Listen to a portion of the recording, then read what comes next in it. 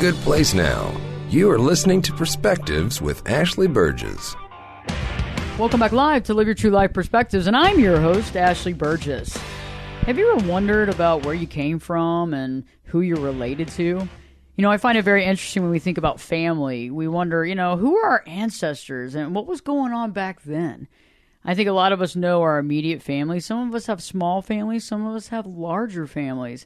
But it's interesting to think about genealogy, to think about ancestry, to think about from whence we came, and I know that lately everybody's been doing these tests to find out, what part of them are from this country or what parts from that country. And, I agree and disagree on some of that stuff. But when you find someone that's doing it in a really historical way, where you're not having to spit into a tube or figure that out, but you're actually being able to see the genealogy and see from whence you came, it's pretty powerful stuff. And so joining me today on Live Your True Life Perspectives, a friend of mine, Dan Nelson. Dan is the creator and owns the company Dancestors Genealogy. Dan, great to have you in studio today. How are you doing? Thank you. Doing great. Glad to be here, Ashley. I'm glad to have you here. And, I think it's interesting to know where we came from. And I come from a small family, a pretty small family, and I don't know a lot about my family. And I think a lot of people out there listening to the show right now probably don't either. Right. I think that's a pretty common occurrence. And what happens as people get older, they start to realize, they're in more touch with their mortality, and they start to realize, gee, I haven't gathered those stories. I haven't done anything with all that information and all that knowledge. A common time is you go to a funeral and Uncle Fred passes away and you say, man, we should have gotten all of Uncle Fred's stories, but we didn't. So let's get together before Aunt Edna dies and get those stories. Well, you all go home, you all get busy, you're all well-intended, but 2 years later you're at Aunt Edna's funeral and those stories are now have disappeared, lost from your family. And everybody says, boy, I wish I'd paid more attention to Grandpa when we were kids and he was telling those stories. And so we try and help people basically intersect that and grab all that information before it's lost. We help people be responsible with their legacy because most people don't know what to do with, that kind of knowledge and information in those stories. It's powerful, and it's interesting, too. I believe that, especially when we really care about certain family members, we don't want their legacy to die. We don't want their imagery to die. We want to stay connected with that person. And I think there's kind of a duality there. And I think that you're right. When you're actually compiling this information, it's kind of part of respecting them and actually showing credence to their life here on the planet. Yep, absolutely. And, what we try and capture is not just the pictures and the historical documents, but the stories about these people. And a lot of those stories are out there. They're just hidden, and people don't even know people are part of their family.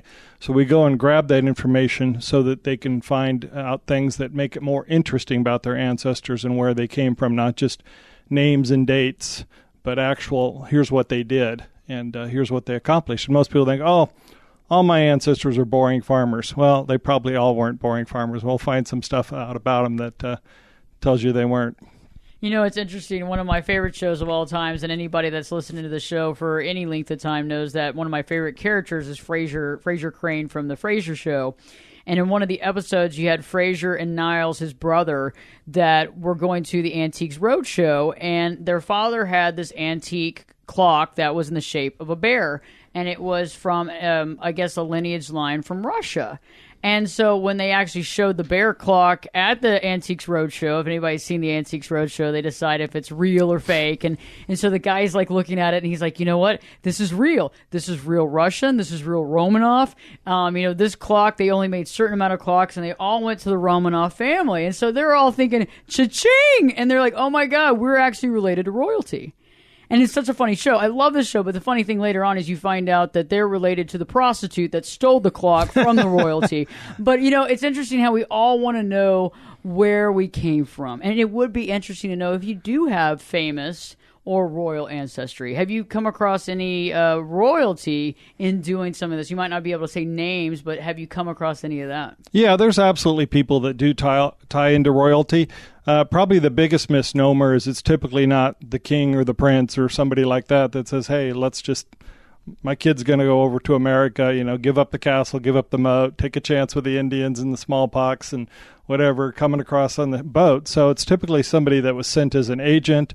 A lot of times the first child got the land, the first male, the second male went in the military, and the third male became a minister. Well, ministers were sent to America to convert the natives or convert people that had chosen other religions. So most of the people that came from royalty that ended up in America were through the son that was a member of the ministry. That's interesting because I think we all wonder, is there royalty in our family dynamic? Have you come across fame? So I know that another thing that people want to know is, are they related to famous people? I actually had a friend of mine recently that found out about her father, and her father's actually a famous country western singer, or I guess they don't go by country western anymore, country singer. And she was adopted though, and her parents got real with her, and so they've actually kind of gotten together and made a connection, and she's actually spent a few times with them, which is really interesting. But have you found any fame in certain lines that nobody really expected it? Yeah, probably further back than just the immediate parent. I've had 3 clients that were adoptees. None of them came directly from somebody that was famous. But one of them I think it was about 4 or 5 generations back, one of their ancestors was George T. Stagg. If you're a bourbon drinker, you'd know what George T. Stagg bourbon was. And the Buffalo Trace Distillery, which is a pretty famous bourbon distillery. So he came from that line, and he had no idea he was adopted. And so that was pretty cool. A number of my clients, it's sort of amazing how many have descended from Salem witches. There were only 19 people hung as Salem witches. Nobody was burned at the stake in America, even though you'll see the little pictures of the flames and all that. That was all Europe. We're far more sophisticated here. We just hang people. But there were 19 people, and 4 of those people have been my clients, but then descendants of the witches. But there's also people that were deciding that the witches should be burned and hung. There were accusers. There were people defending them. And so it's amazing how many of my clients, keep in mind a number of mine since I live in Dallas, are southern-based, end up having those roots that tie back to the Salem witch trial. So that's probably sort of the craziest thing. They could have used a therapist back then. They definitely... Thank you for the endorsement. There you go. No, it's true. And it's interesting historical reference here. All the stuff that we've gone through as a society, as a culture, and I think it's really interesting on your own ancestry. And I'm looking at the book right now. It's here on the studio on the table. Did you learn something that you weren't expecting to learn? Yeah, as I got further back, I did. Of course, even probably was the most interesting was my great-great-grandfather. He was a Civil War soldier, and he was shot in the eye outside the Battle of Vicksburg. And he kept a diary before the Civil War, during the Civil War, after the Civil War. All the letters home were kept, and I'm sure I got his DNA, and that's why I'm interested in this. But the detail in his diary of what a foot soldier, dealt with during the Civil War was pretty darn interesting. So I was probably the biggest surprise. But for other clients, there's been a lot of surprises. There was one that said all my ancestors are boring. Well, it turned out his ancestor, Benjamin Smith, was a Revolutionary War soldier. And, researching somebody named Benjamin Smith isn't the easiest thing to do when you're a family historian.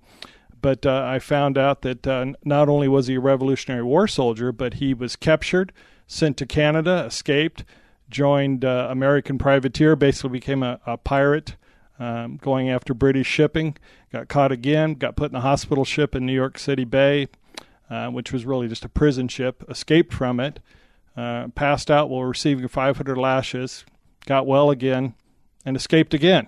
And so this guy's ready for a mini-series if patriotic movies come back into style. So they were quite excited to find out they had an ancestor like that. Wow. Anybody related that you found related to Elvis or Elvis Presley? No, I don't think there's been any Elvis ones in there. Family I just did was, you mentioned country western, so there was a guy named Bob Wills who's out of Turkey, Texas, and he ran the barbershop next door to their drugstore, so they had that connection. And apparently Bob Wills owed them money last they talked about it. I don't think they're going to collect. He's long gone. But so you do find those kind of connections. Another family I just worked on was tied into Patrick Henry. Give me liberty or give me death. And so that was sort of neat for that. They knew they had Henrys in their family, but they had no idea they were related to were related, probably the most famous Patrick Henry. I think I've had about 5 or 6 families where the richest person in America in the 1600s was a guy named Augustine Warner, and they descend from him. They didn't get any money. There's nothing left for them, but they tie into the Washingtons, Robert E. Lee, Queen Elizabeth. So if they get back to Augie in the 1600s, there's a good chance that they'll tie into some other famous people. One question before we go to break real quick. George Washington, anybody that you have worked with that is related to George Washington? Well, George Washington has no known descendants. It's actually believed that he was sterile, but he had stepchildren. But there are people related to George Washington in terms of they were tied to his brothers, his uncles, his aunts, and things like that. Even in my own family, George Washington grew up with some Stevenson boys, and those Stevenson boys are supposed to be in my family. Now, I've yet to, be able to pour concrete on it, but I have a lot of information about that and continue to work on it. Because you're never really done unless you get everybody back to Adam and Eve and you can say, okay, we're done now. That's awesome. When we return, we'll be talking more about that. I want to hear more about these Stevenson brothers and this connection, too. I think a lot of us are very interested in that old school and in that historical reference. Stay tuned. We're going to be talking more about this, more about ancestry, and we'll be talking more with Dan. Live Your True Life Perspectives with your host, me, Ashley Burgess, will be back in. I'll be back this time in 2 shakes.